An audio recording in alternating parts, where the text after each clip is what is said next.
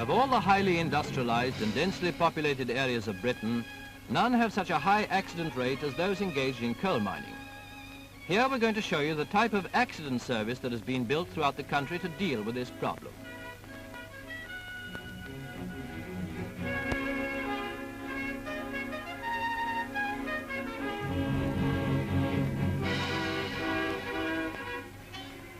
Crushed by a fall of heavy rock, this man, now being brought up in the cage, has already received first aid treatment. Today in Britain's coal mines, a certificate of first aid proficiency is compulsory for a proportion of miners in every part of the pit.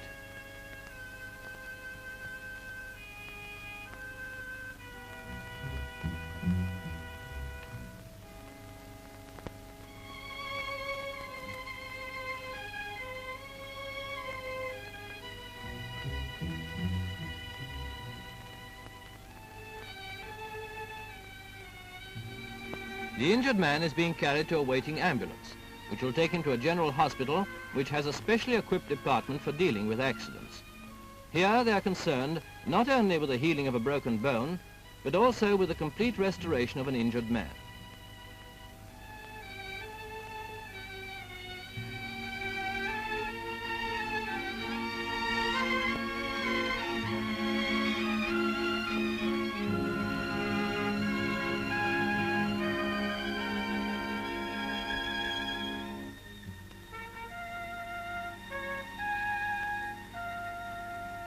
The surgeon's examination in the receiving room reveals a compression fracture of the spine.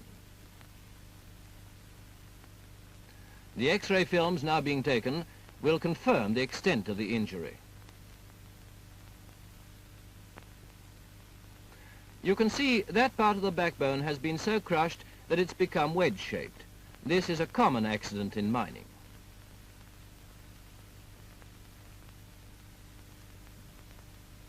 Now to the accident ward, where the spine is supported by suspension in a padded sling.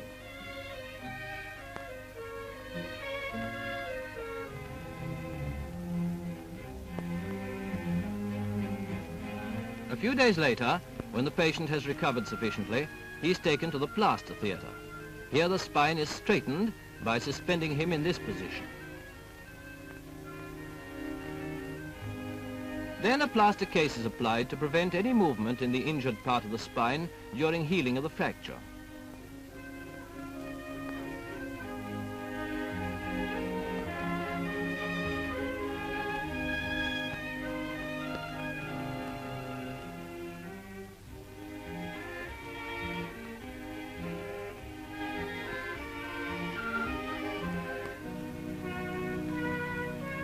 Fear of crippling and economic insecurity are a prey on the patient's mind from the very moment of the accident. But a visit from the almoner helps him to clear up his troubles and make arrangements for the welfare of his wife and family.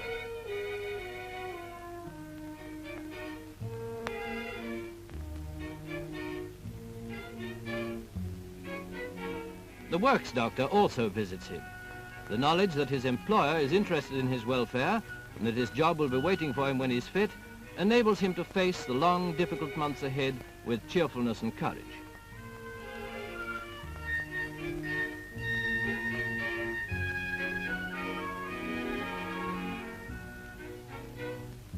Daily exercises are necessary, as the muscles mustn't be allowed to get feeble. If the muscles of the back are not exercised in plaster, they'll be weak and painful long after the fracture has mended.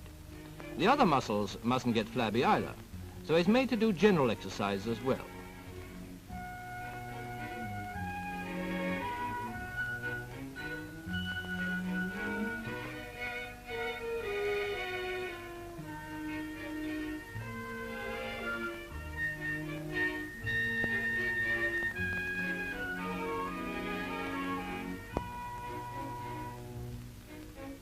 Exercising forms part of the treatment of all the patients in this ward. Here's a fellow with a broken leg doing his daily dozen. He's taught to exercise his toes, his thigh and hip muscles in the plaster.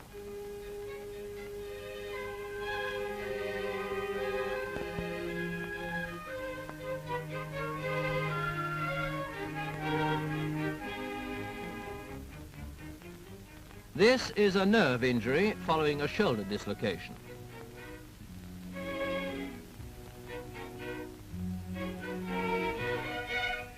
This miner has a fractured thigh bone, but he keeps up his spirits in spite of his serious injury and works hard at the exercises he's been taught to do. He exercises his thigh muscles, his ankle joint, and the muscles of his foot.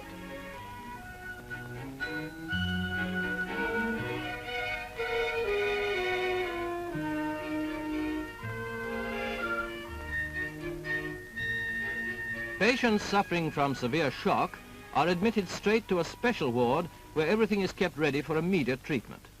Organization of this kind is essential because the patient's life will often depend on the speed with which treatment can be put into operation. This includes the administration of warmth and fluids, morphia and oxygen. In this case, there's an extensive wound, so serum is injected to prevent tetanus and gas gangrene. But most important of all is blood transfusion. Within an hour, he's fit enough to allow him to be safely operated on. Now, let's go back to our first patient, the man we saw brought out of the pit and put into plaster. 1 week later, he's able to get up and take his first steps.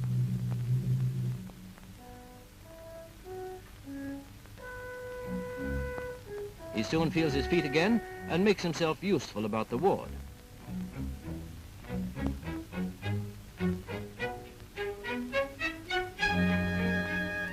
Now he's out of doors, still in plaster, and taking long walks.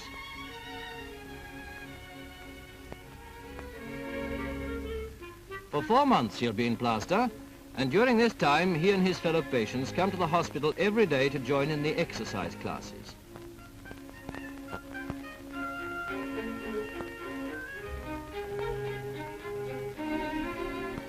This particular exercise is to strengthen the muscles of the back and hips that are encased in plaster.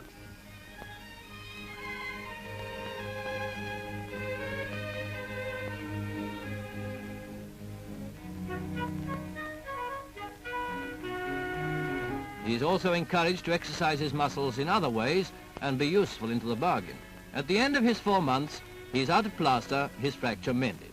Now he has reached the last difficult stage of his journey that will lead him back to his old life and the job that's still waiting for him.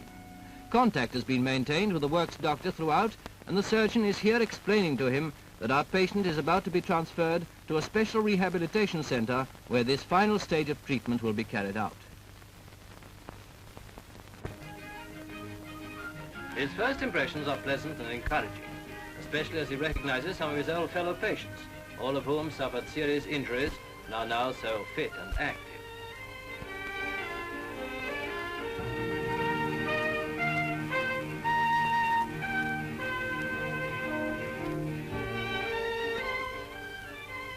Here's a happy reunion, after which their old comrades show them round their new home.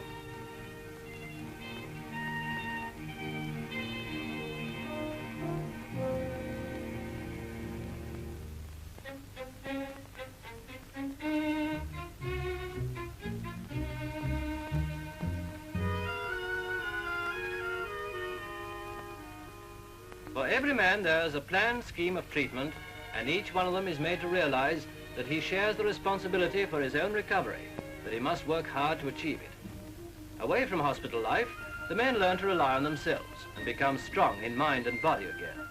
At weekends, they go home to visit their families. Here they are playing billiards and darts and taking exercise at the same time. This is the man we saw in hospital with the paralyzed shoulder muscles, now good for a double 20.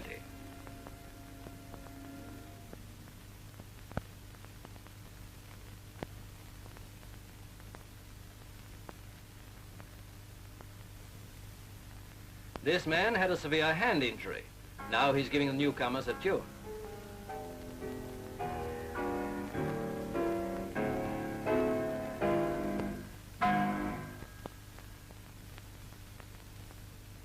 There's a good library, and weekly lectures and concerts are arranged.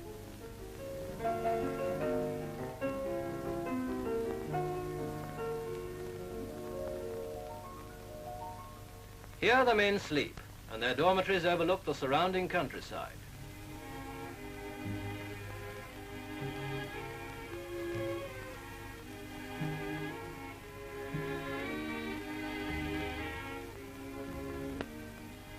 In this large and well-equipped gymnasium are seen various forms of activity. Monotony must be avoided, so exercises take various forms. For instance, here's our patient whose shoulder muscle was paralyzed to demonstrate the chief variations, which are gymnastic exercises, occupational therapy, and recreational therapy. And by the way, the word therapy is from the Greek and means treatment.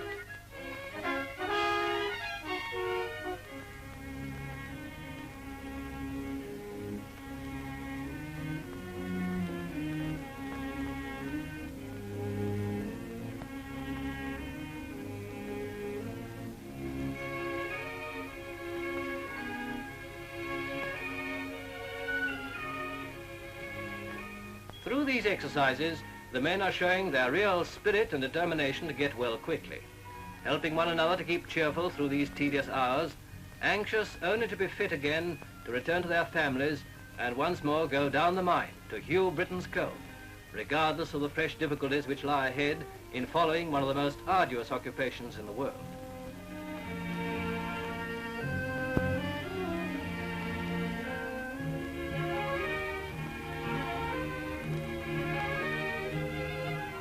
They take to heart the surgeon's warning that only by their own efforts can they come successfully through this last stage of the treatment.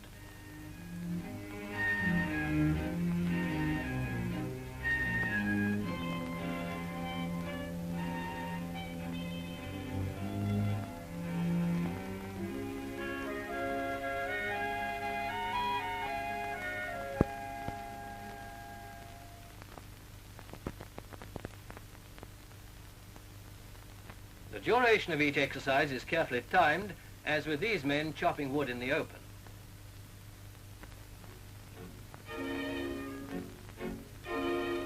Our miner with a fractured spine is an example of the way progress is made. This exercise is for the back and hips, which we saw started while he was still in plaster.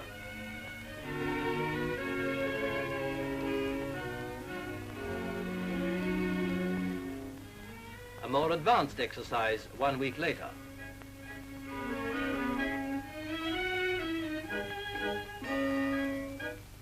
Here the range of movement is still further increased.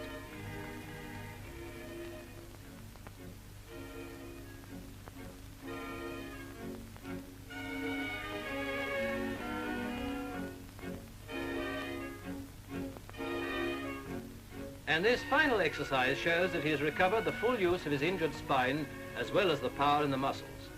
More than that, he shows a good gymnastic technique. All his movements are performed slowly and with perfect control.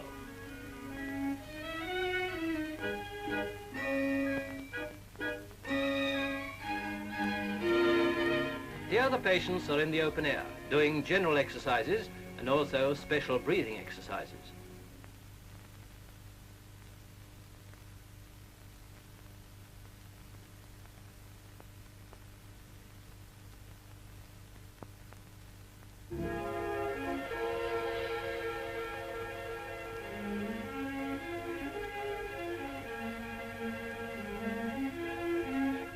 Swimming is a very regular and enjoyable part of the treatment program. Our spine case has never learned to swim, so he's given a lesson. The breaststroke is excellent for the muscles of the back.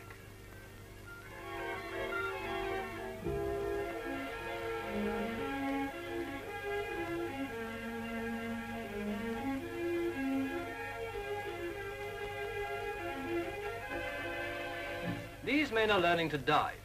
First, the action is explained, and then demonstrated.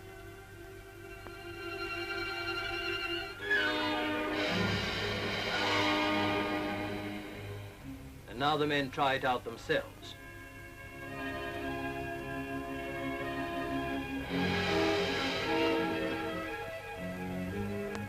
Here's a leg case to show his skill.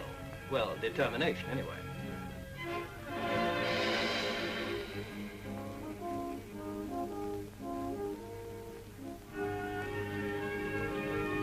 The session ends with a game of water polo.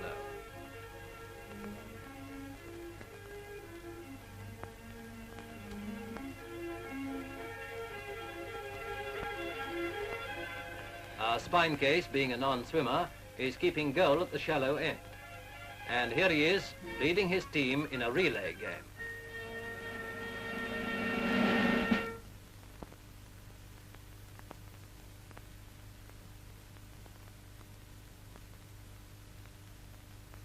Although the hospital has faded into the background, these patients are still being supervised and directed by the same surgeon. Week by week, he assesses their progress and decides when they're fit to go back to work.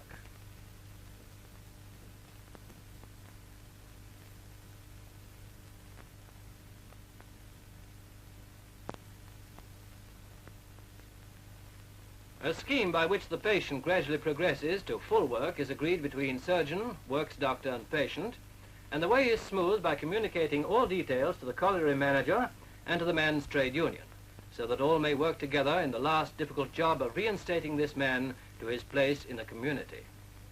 It is 6 months since we saw him being brought out of the pit, 6 months in which he has seen the working of an accident service from the inside. He has to go back to a job which is a supreme test of nerve as well as physical endurance. But he can remember his experiences without regret, and sometimes even with pleasure. For once again, he's fit both in mind and body, and he's able to return to his work with confidence and assurance, and with the satisfaction of knowing that he's once again taking his place as a self-supporting, useful member of the community.